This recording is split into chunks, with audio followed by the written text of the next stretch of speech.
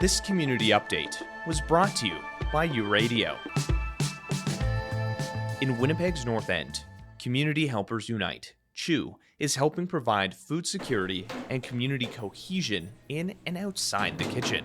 CHU's executive director, Brandy Beaubier, says CHU has stepped outside its comfort zone and began a youth program over the last year, securing funding from the federal Building Safer Communities Fund. So because we have contact with a lot of marginalized youth who come and work in our kitchens, come and volunteer with us for dinner services and things like that, we can see the need for youth to have a space of their own where they're welcome, and it's very inclusive and very non-judgmental and just a nice chill place to go. So a safe space. The location on Jarvis Avenue is open to any youth who need to come by each Thursday, Friday, Saturday, and Sunday from 6 p.m. to 6 a.m. Beaubier says youth are welcome whether they're in a situation at home where they're not feeling safe, alone, or simply looking for a hot meal.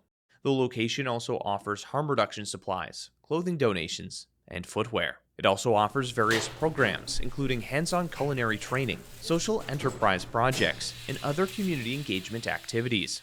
Beyond youth initiatives, CHU plays a crucial role in addressing food insecurity. The organization currently prepares and distributes over 30,000 meals each month, reaching some of the most vulnerable populations in the city.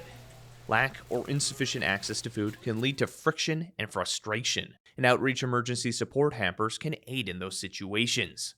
Beaubier explains these hampers go to at-risk families through outreach workers, social workers, and public health nurses, often in crisis situations where children might be apprehended. Trained workers can access the warehouse anytime to assemble 3 days' worth of food supplies with ready-to-eat meals, fresh produce, and other essentials. That way they can go pick up the food, they go to the house, and then when they get to the door, they're either going to de-escalate the situation right away, because the reason that everybody was at each other, whatever was going on, was because either there wasn't any food in the house or there wasn't enough food in the house.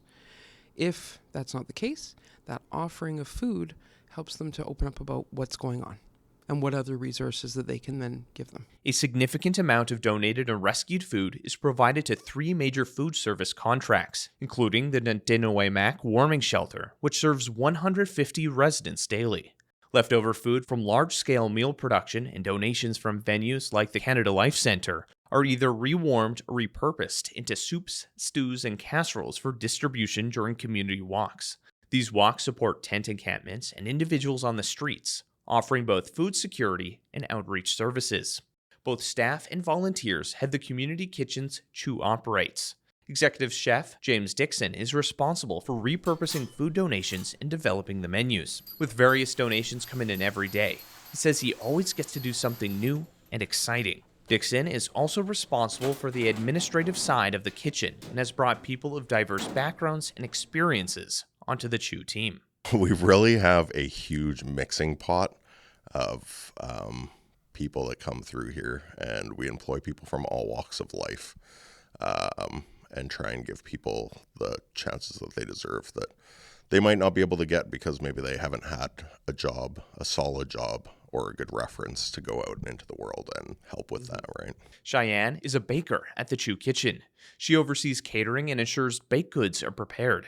She also bakes cakes and desserts for Nandinaway Mac.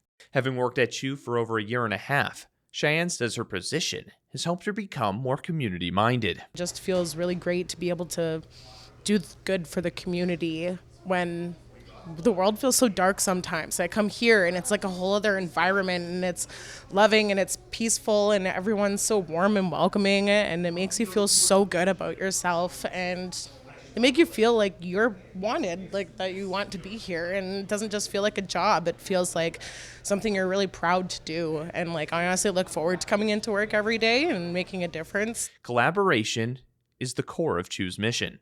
The organization works with grassroots groups, nonprofits, and social enterprises to amplify their collective impact. One example of CHU's partnership is with the Equal Housing Initiative and provides kitchen space for EHI volunteers. Michael Miner, a volunteer with EHI, says these partnerships go a long way. I think this is exactly what's needed in Winnipeg for EHI, Equal Housing Initiatives. we don't have any kitchen space.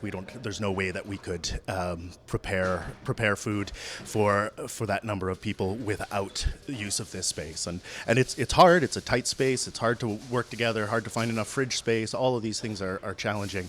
But I don't think there's any other way that we're going to be able to meet the needs that are in our community unless we work together and kind of work through the challenges as they come along. Key to ensuring the work between CHU and other organizations is the utilization of people's lived experiences. Bobia explains these individuals are those who have gone through food insecurity, ended up in gangs, or have gone through addiction programming, and can take what they have experienced and learned to help others going through something similar. CHU is an Indigenous-led organization with an Indigenous board. Many members and coordinators identify as Indigenous, and approximately 50 to 75% of the staff are also Indigenous. Bobier, though not Indigenous, has long relied on the North End's Indigenous community, emphasizing the importance of elders, aunties, and uncles in youth programming and community healing. We have a couple knowledge keepers we're working with who are going to run sweat lodges. We're going to learn how to build a sweat lodge and go and do some gardening. We're planting medicines in the spring on a piece of land we just got a hold of. So yeah, it's a lot of new things on the go. Yeah, and I hope a lot more engagement from youth so that we can get them feeling like they have a community around them. With the need for food services continuing to rise in Winnipeg, Bobier says they are dedicated to bringing community and organizations together in the North End to support everyone they can. You're listening to U Radio, where diverse voices connect. Stay tuned for more stories and insights that matter. With U Multicultural and the Local Journalism Initiative, I'm Ryan Funk.